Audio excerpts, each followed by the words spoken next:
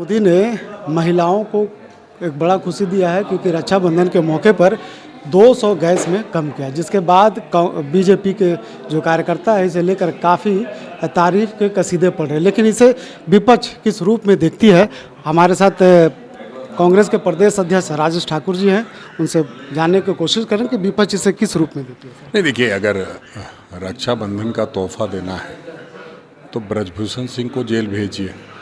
मणिपुर के बहनों की जो इज्जत लूटी जा रही है उस पर रोक लगाइए। सिलेंडर का में 200 रुपये कमी या छूट दे करके आप क्या साबित करना चाहते हैं? पहले आपने लूटा है। जो सिलेंडर 400 रुपये का मिलता था उसको 1200 रुपये कर दिया और अब उसमें 200 रुपये कम करके छूट बता रहे हैं। ये तो जो आजकल मार्केटिंग का सिस्टम है पूरे देश में, आप देखिएगा कहीं भी जो सेल लगा होता है उसका अगर वैसे दिनों में जाइएगा तो 1000 दाम रहेगा, और जब अन्य दिनों में, सेल के दिनों में जाइएगा तो उसका दाम 1600 कर देगा और फिर आपको छूट दे देगा कि 50% छूट हो गया। मूलतः वो 20% ही छूट होता है, लेकिन दिखता कि बहुत ज़्यादा है। तो उसी तरह का प्रधानमंत्री जी काम कर रहे हैं और देख रहे हैं कि जब 5 राज्यों में चुनाव है और घबराहट और बेचैनी एनडीए की बैठक को लेकर के हो रही है, तो उससे पहले उन्होंने 200 रुपये कम किया। बाकी चीज़ों का क्या होगा? पेट्रोल, डीजल, सब्जी, आटा, दाल, चावल, इन सब सारी चीज़ों का क्या होगा? तो उन सब चीज़ों को देखने की आवश्यकता है। पार्टी अगर बात करें तो यहाँ झारखंड स्तर पर क्या करेंगे इसे लेकर? नहीं, हम लोग पूरे प्रदेश में कल धरना देंगे और लोगों को बताने का काम करेंगे किस तरह से पहले लूट फिर बाद में छूट की योजना चलाती है मोदी सरकार, वो बताने का काम करेंगे। अच्छा, इंडिया गठबंधन की तीसरी बैठक महाराष्ट्र में हुआ, कपिल सिब्बल जी अचानक आ जाते हैं, इसे किस रूप में लेते हैं? नहीं, कपिल सिब्बल जी इंडिया गठबंधन के पार्ट हैं तो निश्चित रूप से उनको आना ही चाहिए। उनकी पार्टी ने उनको बुलाया होगा, सपा से वो आजकल सांसद हैं तो जाएंगे।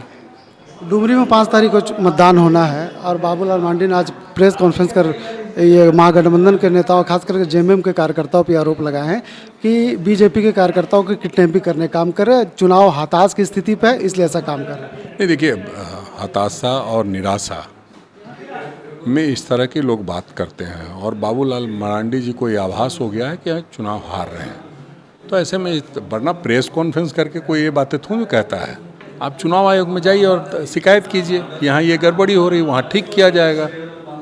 सिर्फ और सिर्फ ये एहसास हो गया जाए आपको कि हम हार रहे हैं, तो जैसे ऐसे कई इलेक्शन में देखा गया है पहले भी कि जब आदमी चुनाव हारने का उसको एहसास हो जाता है तो वो बोलने लगता है कि गड़बड़ी हुई है, गड़बड़ी हुई है। वही काम बाबूलाल जी कर रहे हैं। हम समझते हैं आज बाबूलाल जी ने ये डिक्लेयर कर दिया कि डुमरी चुनाव एनडीए हार रही है। संकल्प यात्रा के दौरान लगातार हेमंत सोरेन पर और महागठबंधन पर आरोप लगा रहे हैं और कई अगर बात करें तो लगातार इस आरोप के बदले में बाबूलाल पर एफआईआर भी हो रहे हैं। बहुत जल्द वो इस तरह के आरोप लगाना बंद कर देंगे। अभी 14 साल के बाद एक बार भाजपा में वापसी हुई है और अपने आप को स्थापित करने के लिए इस तरह की बातें करनी पड़ती है।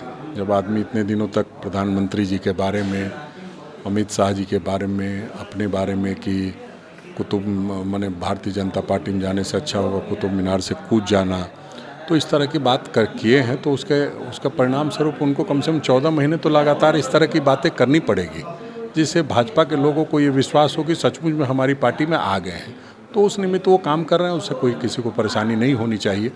वो इस तरह बात करते ही रहेंगे। मणिपुर के जैसा फिर एक वीडियो वायरल हो रहा है राजस्थान से, वहाँ भी एक आदिवासी महिलाओं के साथ निवस्त्र किया गया और उसे घुमाया गया। उस पर गिरफ्तारी हुई है 24 घंटे के अंदर। वो जो उसके पति की गिरफ्तारी, उसके परिजनों की गिरफ्तारी हुई और मुख्यमंत्री ने स्वयं वो करके, अगर शायद इस तरह की घटना जिस तरह की मणिपुर में से उसकी तुलना कर रहे हैं, मणिपुर से एक तुलना नहीं कर रहे हैं कि मणिपुर के मामले पर प्रधानमंत्री अमित शाह इतना गंभीर होते तो बहनों के साथ लगातार इस तरह की घटना नहीं होती रहती। हमने गंभीरता से लिया, तुरंत से गिरफ्तारी हुई। पहले 3 लोगों की, अब तो 9 लोगों की गिरफ्तारी हो गई। तो हमें नहीं लगता है कि इस पर कोई चर्चा करनी चाहिए या तुलना करनी चाहिए। तुलना करनी चाहिए जहाँ यूपी में हो रहा है, कोई गिरफ्तारी नहीं होती, लोगों का मन बढ़ाने का काम किया जा रहा है, नफरत फैला करके कहीं ना कहीं उसका ध्रुवीकरण, मतों का ध्रुवीकरण कराया जाने का काम किया जा रहा है। ये ठीक नहीं है। देश संविधान से चलता है, अपने मन से नहीं चलेगा। अच्छा, अंतिम सवाल ये है मेरा कि जिस तरह से लगातार ईडी द्वारा सीएम को बार बार सम्मन जारी किया जा रहा है, फिर उनको बुलाया गया, क्या लगता है आपको? नहीं, देखिए, ईडी द्वारा समन किया जाना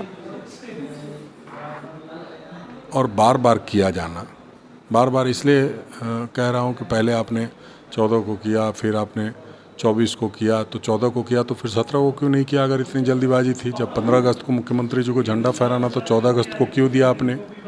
और जब दिया तो फिर क्यों नहीं 17 को दिया, 18 को दिया, फिर 24 को देते हैं, फिर 9 सितंबर को देते हैं? इसका मतलब आप मार्केट में ये चर्चा बनाए रखना चाहते हैं कि चर्चा चलती रहे सरकार के बारे में, अनाप शनाप चर्चा हो, और आप जब भी समन करते हैं उससे एक दिन पहले मीडिया में खबर आ जाती है, इसका मतलब वहाँ लीकेज भारी है। तो बहुत सारी चीज़ें हैं, उसको हम क्या लोग लगता है ये प्रायोजित कार्यक्रम के तहत चल रहा है? बिल्कुल कानून का हम लोग इसलिए सहारा ले रहे हैं कि इस तरह से चीज़ें नहीं चलती है। वो एक संस्था है, स्वतंत्र संस्था है, स्वतंत्र संस्था को स्वतंत्रता के साथ एक्ट करना चाहिए, ना कि किसी के कहने पर। हमें लगता है कि अपने अगर विवेक और उससे काम लेंगे तो निश्चित रूप से ईडी का काम है, अपना करे, कहीं किसी को कोई आपत्ति नहीं है, लेकिन सिर्फ परेशान करने की नीयत से, बदनाम करने की नीयत से, झारखंड की छवि को देश और दुनिया में खराब करने की नीयत से, ये हम कतई बर्दाश्त नहीं करेंगे। डुमरी चुनाव पर क्या जनता को पहले बधाई देंगे? नहीं, बिल्कुल, जनता का निर्णय सर माथे पर है। जो भी जनता निर्णय लेगी निश्चित रूप से वो सोच समझ करके लेगी और इंडिया के हक में लेगी। ये कांग्रेस के प्रदेश अध्यक्ष राज ठाकुर जैसे सभी मुद्दे पर बेबाक बात कर रहे थे। देखने वाली बात यह होगी 5 तारीख को डुमरी में चुनाव होना और 8 तारीख को मतगणना होने वाली है, लेकिन डुमरी की जनता वहाँ के अपने विधायक किसे चुनती है तो आने वाला वक्त ही बताएगा। अपने सहयोगी मुकेश के साथ नौशाद, लाइव इंडिया, रांची।